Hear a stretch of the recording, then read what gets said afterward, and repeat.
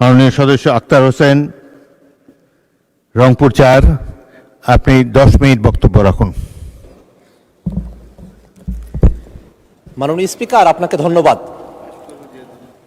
মাননীয় আইনমন্ত্রীকে আমি যতদূর চিনি, উনি যদি ওনার বক্তব্য আর 5 মিনিট কন্টিনিউ করতেন তাহলে আত্মগ্লানিতে ভুগে তওবা করে এই যে সুপ্রিম কোর্ট বিচারক নিয়োগের আইন যেটা উনি বাতিল করার জন্য আজকে বলছেন সেখান থেকে ফিরে এসে ইনি বিলটি আজকে তিনি প্রত্যাহার করতেন। মাননীয় স্পিকার, তিনি তার বক্তব্যের মধ্যে বলেছেন একজন বিচারপতির কথা, এনায়েতুর রহিম এনায়েত, যিনি বলেছিলেন যে তিনি হচ্ছেন শপথবদ্ধ বিচারপতি, রাজনীতিবিদ।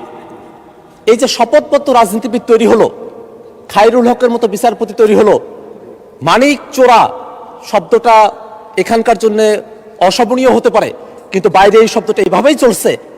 এই যে বিচারপতি হলো, এই যে মালিকের মতো লোক, খায়রুল হকের মতো লোক, শপথবদ্ধ রাজনীতিবিদের মতো লোক যারা বিচারপতি হলেন, সেই সব বিচারপতিদের সম্পর্কে তিনি বলেছেন যে আমাদের সুপ্রিম কোর্টের যারা বিচারপতি আছেন তারা কনস্টিটিউশনালি প্রোটেক্টেড, সমস্ত ক্ষমতা থাকা সত্ত্বেও তারা কিভাবে রাতের আলোতে মোমবাতি জ্বালিয়ে বিচার কার্য পরিচালনা করলেন, কিভাবে বেগম খালেদা জিয়াকে তারা অতিরিক্ত সাজা দিলেন এবং কিভাবে বাংলাদেশের বিচার ব্যবস্থাকে তারা ধ্বংস করলেন, সেই ফিরিস্তি তিনি যখন গাইছিলেন তখন আমার মনে হচ্ছিল তিনি আর 5টা মিনিট সময় যদি পেতেন তাহলে তিনি এর গোড়ার সংকট তিনি অনুধাবন করতে পারতেন। মাননীয় স্পিকার, এর গোড়ার সংকটটা হচ্ছে মাননীয় স্পিকার বিচারপতি নিয়োগের সময়টাতে। মাননীয় স্পিকার, আপনি কোনো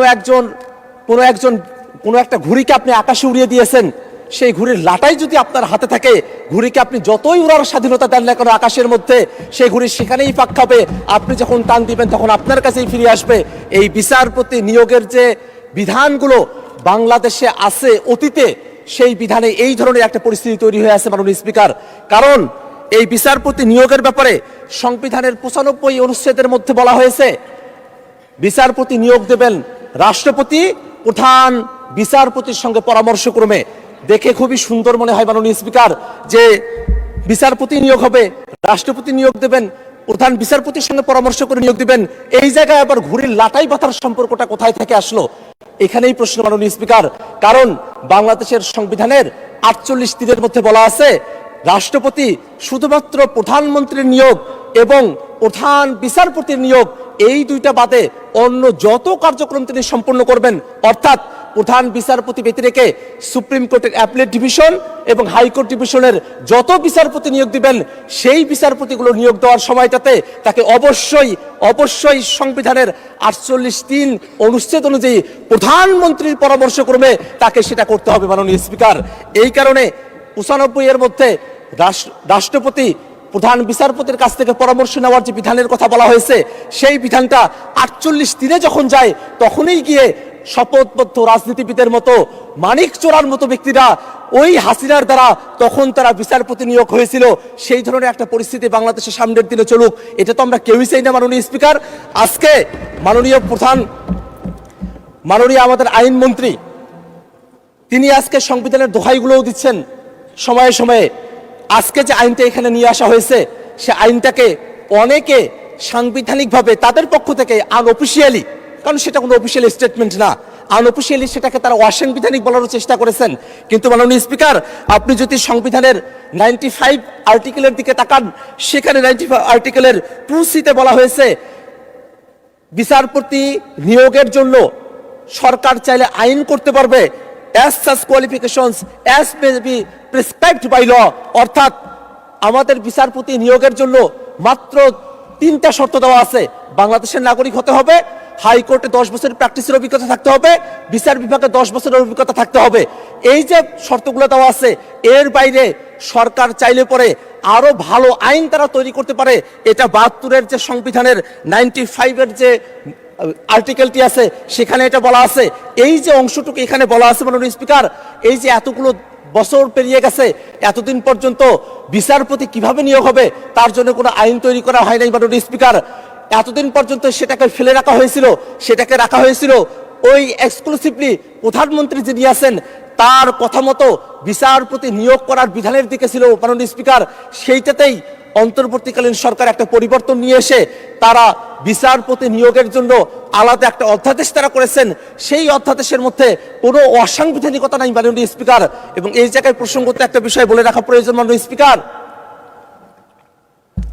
এই অধ্যাদেশটা যখন পাশ করা হলো সেই সময়টাতে, আমি জানি না বলা শোভন হবে কিনা, আমাদের বর্তমান এই হাউজের মাননীয় ডেপুটি স্পিকার জনাব কায়সার কামাল তিনি একটা রিটের শুনানিতে উপস্থিত হয়েছিলেন। যে রিটটা আমাদের বিএনপির বন্ধুরা তখন করেছিলেন, সেই রিটটা ছিল এই যে সুপ্রিম কোর্টের বিচারক নিয়োগের যে অধ্যাদেশ, সেই অধ্যাদেশটাকে অসাংবিধানিক ঘোষণা করার জন্য, বাতিল করার জন্য একটা রিট। সেই রিটটি যখন হয়, মজার ব্যাপার হলো সে সময়টাতে আমাদের বর্তমানে যিনি আইনমন্ত্রী আছেন তিনি অ্যাটর্নি জেনারেলের পদে ছিলেন। এখানেই দেখার বিষয়টা মাননীয় স্পিকার, আমাদের আজকের যিনি ডেপুটি স্পিকার আছেন তিনি এটা বাতিল করার জন্য বলছেন, আর আজকে যিনি আইনমন্ত্রী তার দপ্তর, অ্যাটর্নি জেনারেল দপ্তর তখন এই আইনের পক্ষে দাঁড়িয়েছিল। এবং সেই সময়টাতে আমাদের বিচারপতি আকরাম তার যে বেঞ্চ, সেই বেঞ্চ কিন্তু সেই সময়টাতে সামারিলি এটাকে রিজেক্ট করেছিল, একটা রায় দিয়েছিল। তারা বলেছিল পর্যবেক্ষণ সহকারে একটা রায়, যে এই যে আইনটা হয়েছে সে আইনে কোনো অসাংবিধানিকতা নেই মাননীয় স্পিকার। মাননীয় স্পিকার, আমরা যদি এই আইনটার দিকে একটু তাকাই মাননীয় স্পিকার, এই আইনের মধ্যে একটা কাউন্সিল করার কথা বলা হয়েছে। সে কাউন্সিলের চেয়ারপারসন হবেন আমাদের যিনি প্রধান বিচারপতি আছেন তিনি নিজেই এটার প্রধান থাকবেন। এবং এই কাউন্সিলে অ্যাপিলেট ডিভিশনের একজন সিনিয়র জাজ থাকবেন, হাইকোর্ট ডিভিশনের দুজন সিনিয়র জাস্টিস থাকবেন, আরও থাকবেন আইনের অধ্যাপক, অ্যাটর্নি জেনারেল থাকবেন, সেখানে সাবেক বিচারপতিও একজন থাকবেন। এখানে দেখার বিষয় হলো এখানে কয়েকটা জিনিস আছে যেটা অটোমেটিক্যালি হতে হবে। হাইকোর্টের এবং সুপ্রিম কোর্টে অ্যাপিলেট ডিভিশনের যারা সিনিয়র মোস্ট জাজেস আছেন তারা অটোমেটিক্যালি হবেন, কিন্তু আইনের যিনি অধ্যাপক এবং যিনি সাবেক একজন বিচারপতি সেটা কিন্তু প্রধান বিচারপতি এটা নিয়োগ দিতে পারবেন। এই যে একটা কাউন্সিল করা হবে সেই কাউন্সিলটা কিন্তু কোনোভাবেই সংবিধানের সাথে সাংঘর্ষিক না মাননীয় স্পিকার, কারণ এই আইনের 3 ধারার মধ্যে স্পষ্ট করে বলা আছে মাননীয় স্পিকার যে এই যে কাউন্সিলটা গঠন করা হচ্ছে সেটা প্রধান বিচারপতিকে রাষ্ট্রপতিকে পরামর্শ প্রদান করার জন্য যে ক্ষমতা দেওয়া হয়েছে সেই ক্ষমতাকে সহযোগিতা করার জন্য এই কাউন্সিলটা গঠন করা হয়েছে মাননীয় স্পিকার। এবং এই কাউন্সিলে কিছু শর্তের কথা বলা হয়েছে, কিছু যোগ্যতার কথা বলা হয়েছে, যে যোগ্যতাগুলো অতীতে কখনোই এটাকে পরিপালন করা হয় নাই। সে কারণে ওই রকম শপথবদ্ধ রাজনীতিবিদের মতো ওই রকম মানিক চোরার মতো বিচারপতি তৈরি হয়েছিল মাননীয় স্পিকার। কারণ এই আইনের মধ্যে সুন্দর করে বলা আছে অন্তত 45 বছর বয়স হতে হবে, একটা বয়সের ভারিক্কি থাকা প্রয়োজন আছে। আরো বলা আছে শিক্ষাগত যোগ্যতার কথা, চারিত্রিক গুণাবলীর কথা, তার প্রকাশনা আছে কিনা, এরকম অসংখ্য এখানে ক্রাইটেরিয়া দেওয়া আছে, যেটা অত্যন্ত একটা ভালো আইন। সে ভালো আইনটাকে কেন আজকে এখানে এসে বাতিল করার কথা বলা হচ্ছে মাননীয় স্পিকার, সেটা আমাদের বুঝে আসে না মাননীয় স্পিকার।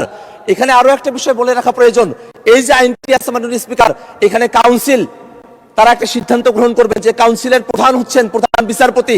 তারা সিদ্ধান্ত গ্রহণ করার পর রাষ্ট্রপতির কাছে পাঠানোর পরে রাষ্ট্রপতি যদি কোনো আপত্তি দেন তাহলে সেটাকে নতুন করে বিবেচনা করার সুযোগও এই আইনের মধ্যে রাখা আছে মাননীয় স্পিকার। এত সুন্দর একটা আইন করা হয়েছে, সে আইনটাকে কেন কোন যুক্তিতে আজকে বাতিল করে দেওয়া হবে সে যুক্তির ব্যাপারে এখানে বলা হয়েছে। যে রহিতকরণ বিল সে যুক্তির মধ্যে বলা হলো তবে রাষ্ট্রের সর্বোচ্চ বিচারালয়ের স্থায়ী আইনগত কাঠামো নিশ্চিতকরণ এবং অধ্যাদেশটির বিধানাবলী অধিকতর যাচাই বাছাইয়ের লক্ষ্যে এই যে স্থায়ী কাঠামোর কথা বলা হচ্ছে, সেই স্থায়ী কাঠামোটি মাননীয় স্পিকার ওই 71 সালের স্বাধীনতার পর পর্যন্ত অন্তর্বর্তীকালীন সরকারের আগে পর্যন্ত স্থায়ী কাঠামো ছিল না। স্থায়ী কাঠামোর জন্য যে আইনটা করা হলো সেই যুক্তি দেখিয়ে আবার সেই আইনটাকে কেন রহিতকরণের কথা বলা হচ্ছে সেটা আমাদের যুক্তিতে আসে না মাননীয় স্পিকার। মাননীয় স্পিকার, আমরা আমাদের যারা সরকার দলীয় বন্ধুরা আছেন তাদের কাছ থেকে আমরা জুলাই সনদের কথা শুনি, তারা জুলাই সনদ নাকি অক্ষরে অক্ষরে তারা বাস্তবায়ন করবেন। সেই জুলাই সনদের 2টা পার্ট আছে মাননীয় স্পিকার। এক পার্টে অর্থাৎ বাঁ দিকে আছে জুলাই সনদের মূল ভাষ্য আর ডান দিকে আছে নোট অফ ডিসেন্ট। তারা যখন জুলাই সনদের কথা বলেন তারা তখন নোট অফ ডিসেন্টের কথা বলেন, যেটা তারা অক্ষরে অক্ষরে পালন করতে চান। মাননীয় স্পিকার, এই জুলাই সনদের 31 নম্বর ধারার মধ্যে বলা আছে এই সুপ্রিম কোর্টের বিচারকদের নিয়োগ করার জন্য আলাদা একটা কমিশন করার কথা বলা হয়েছে, একটা কাউন্সিল করার কথা বলা হয়েছে। সেই জায়গাটাতে একটা মাত্র নোট অফ ডিসেন্ট আছে বিএনপির পক্ষ থেকে। সেই নোট অফ ডিসেন্টে তারা কিন্তু এই মূল প্রস্তাবের বিরোধিতা করে নাই, তারা শুধু এতটুকু বলছে যে এটা সংবিধানে অন্তর্ভুক্ত না করে এটাকে আইনের মাধ্যমে করেন। মাননীয় স্পিকার, এটা তো সংবিধানে অন্তর্ভুক্ত না, এটা তো আইনের মধ্যেও আছে, তাহলে নোট অফ ডিসেন্টে জুলাই 16 তো কেন মানে না এটা। ধন্যবাদ মাননীয় সদস্য।